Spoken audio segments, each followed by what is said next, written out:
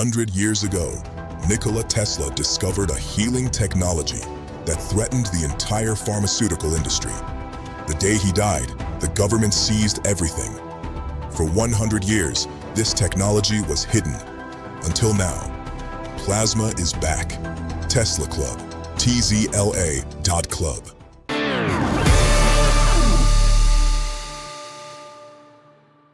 Good morning, ladies and gentlemen, and welcome to Tuesday's episode of Trending. I hope you had a great bank holiday weekend.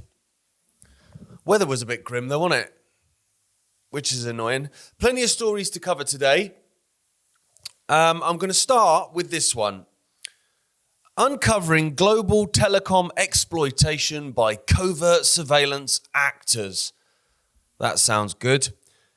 Israeli telecommunications infrastructure has been used to track mobile phone users across more than 10 countries, and the rest I'd say, over the past 3 years, according to an investigation by Canada-based digital research group Citizen Lab, cited by Haaretz. Of course, Haaretz is a major news outlet in Israel, and I've said it many, many times, but it bears repeating.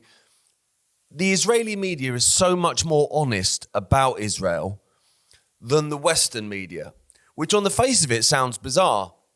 But then when you think that Israel is so reliant on the West financially, but also for support, that's why you'll see Benjamin Netanyahu, the Prime Minister of Israel, he's always delivering stuff in English.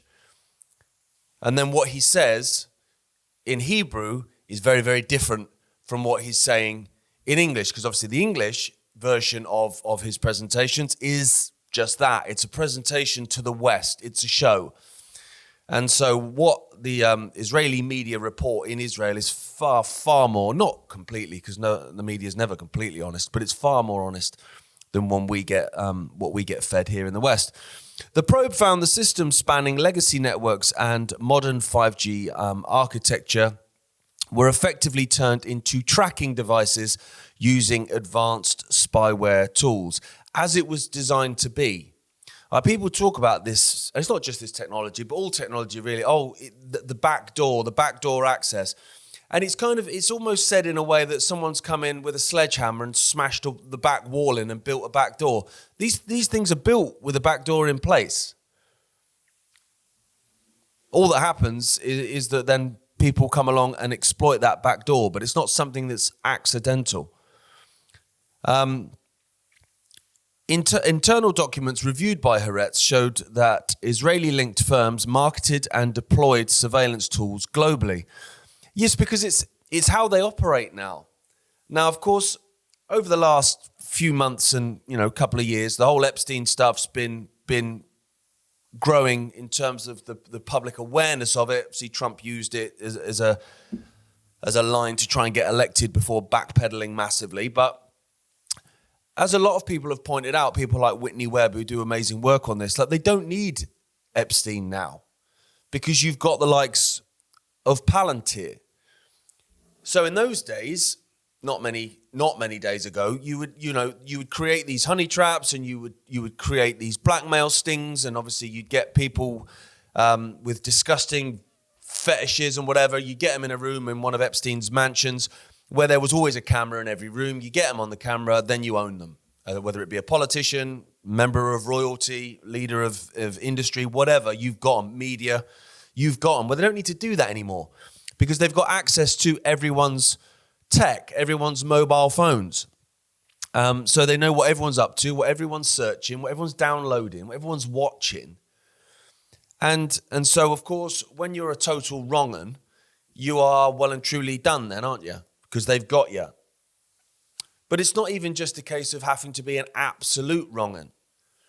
You could be a perfectly stand-up, decent person, but there'll be stuff on your phone or stuff on your laptop or whatever, private medical stuff you've got going on that maybe you don't want the world to know about. You don't even maybe want your family to know about. You don't want to freak them out. You found a lump and there's things do you know what I mean? There's things that you don't necessarily want people to know. And so you've got that. Well, the people can exploit that then. You might have found photos of your wife on your phone or your laptop. You might have photos of someone else's wife on your photos and your laptop. You know what I mean? You don't want your wife to know about. In fact, you might have photos of someone's husband that you certainly don't want your wife to know about. But of course, the point is, and also actually thinking about it, it could even be like something you said in a private WhatsApp group or a work WhatsApp group. Maybe it was a little bit spicy. Maybe it was a little bit close to the bone. That's borderline racist, that is, mate. Well, that's only a joke. Yeah, but if your boss finds out about it, then you're for the chop, son. And so in terms of being able to blackmail people and get people to go along with your will, you don't necessarily need to be, that way inclined. You could just have said and done things that maybe you don't want people to know about, or like I say, it could be just private medical stuff about your kids. And then they got you. The investigation found that core global telecom systems used to route calls, text, and mobile data across networks were exploited to extract user data, including through SJM jacking. I thought I was going to say tracking, but it says jacking, which uses hidden text messages basically to force devices to share their location. Now, Israel's been spying on everyone, including their so-called allies.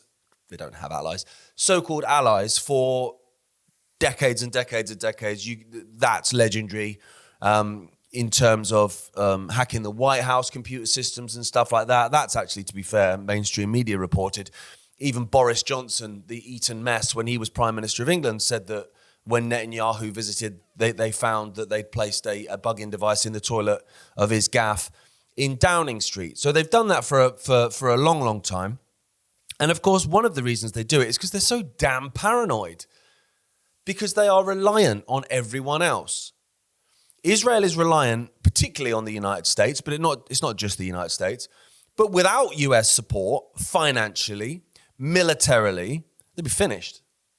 They'd be finished. They couldn't do any of the stuff they do.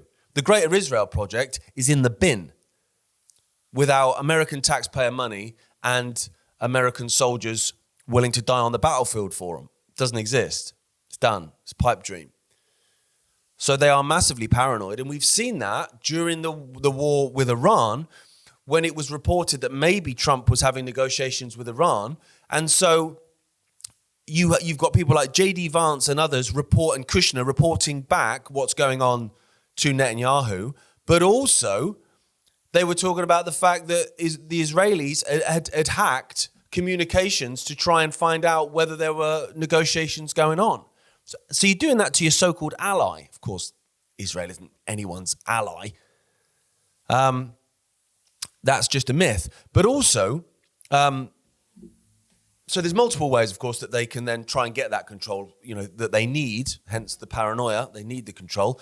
Of course, lobbying is a major way. The Israel lobby is the biggest lobby across Western governments, full stop, particularly in the US, where AIPAC brag about it, but it's huge in the UK as well and across the West in general.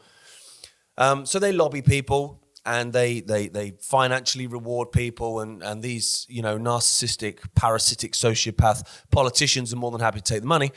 But then the other way they do it, of course, is through blackmail, and we've seen that with the Epstein files and all the rest of it.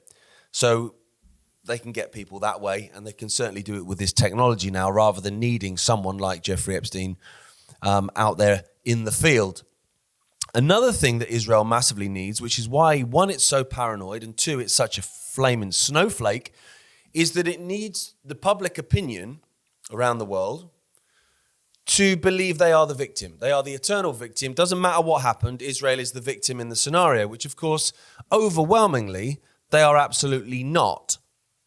And more people are waking up to that, hence probably the increase in their paranoia. So they have to play the victim all the time. So they have to control the narrative all the time. So that then comes into trying to blackmail people within the media. And then more increasingly now with social media. Of course, we've had that whole $7,000 check to influencers to say stuff positive about Israel, because they are so obsessed with controlling the narrative, because once they've lost the narrative, again, it's finished. And they are overwhelmingly losing the narrative at the moment. Another thing is that, and it isn't just Israel for this at all, but anti-Semitism and finding anti-Semitism is massively incentivized. It's incentivized because if you need to survive by being the victim, the eternal victim, which is what they do, then you need to find things that make you a victim. So you need to find anti-Semitism everywhere. And if you actually look at the cases of anti-Semitism, 99.99% of them are just people saying critical things about a country that's committing a genocide. They're not really genuine anti-Semitic hate crimes or whatever. So, of course, you need to find as much as you can because that helps you play the victim. It doesn't really work as much anymore. So then there's a financial incentive as well, which is why you have these security agencies that are out there tracking anti-Semitism, and they're given bunches and bunches and bunches of taxpayer money every year, millions and millions and millions.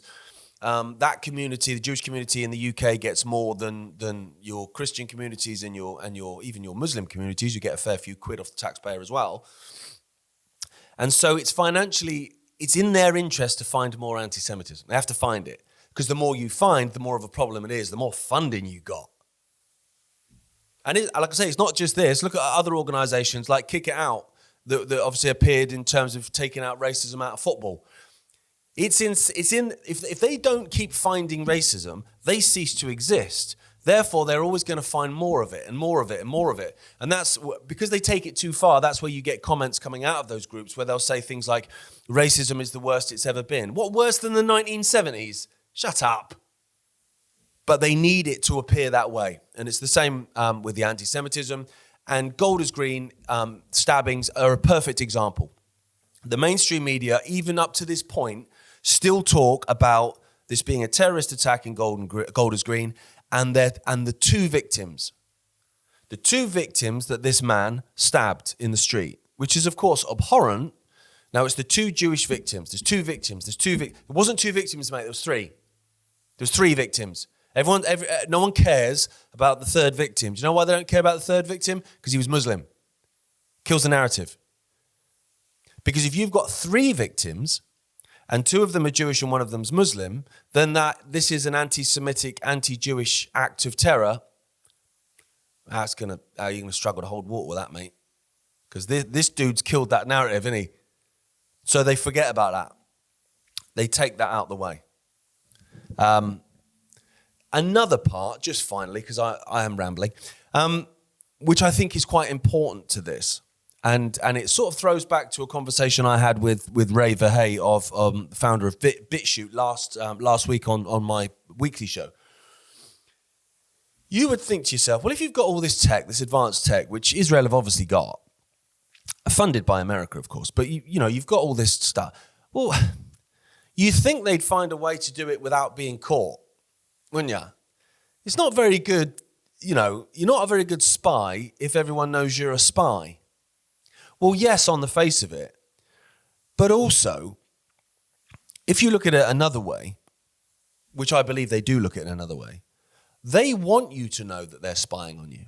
They want you, the people, to know that they have access to your phone and they can read your text messages and everything else. And the reason why they want you to know that, they don't have to flat out admit it, because then you could maybe there could be maybe some kind of legal route or whatever to go back against it. They just kind of want you to know in the back of your head. So I can't prove they're listening to me, but of course they are. And I think you struggle to find many people out there that don't accept the fact that you're being spied on all the time. The reason they want you to know that is because you will change your behavior. You will adapt your behavior. And as Ray was saying in the interview, after Edward Snowden exposed the whole NSA stuff, they did many studies, which showed that that's exactly what happens. When people think they're being spied on, they change the way they speak, they change the way they act, they change what they say, what they will comment on, opinions they will vocalize. So you've got that element there where people know they're being spied on, and you've got the other element, which is being pushed left, right, and center, which is you can go to prison for words. You can go to prison for spicy tweets. You can get arrested for saying from the river to the sea. You can go to prison for saying I support Palestine action. So you've got that. So that creates the fear of what happens if you go outside the box, if you step across the line.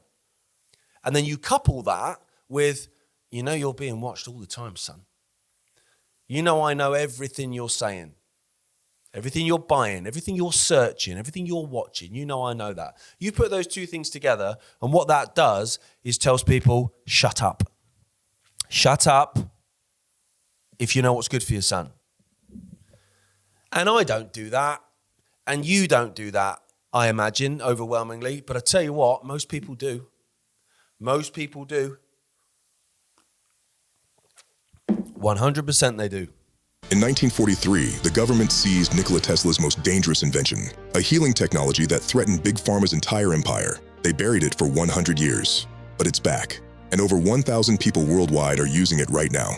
When you join Tesla Club, you get your own Tesla plasma device, 5 times more powerful than the original violet ray and built to last. You join a private Telegram group where members share breakthroughs daily. Stroke recoveries, cancer reversals, chronic pain gone in minutes. These aren't stories. These are yesterday's posts. You get lifetime support from people who've been where you are. Technical guidance, therapeutic protocols, a group that actually understands. And you get access to hundreds of documented experiments, real members, real results, real transformations. No prescriptions, no waiting for permission, no begging doctors who don't believe you. Just you, your machine, and a movement taking health sovereignty back. We're Tesla Club, private science club for self-directed healing. Visit tzla.club. Join the revolution. Plasma. It's back.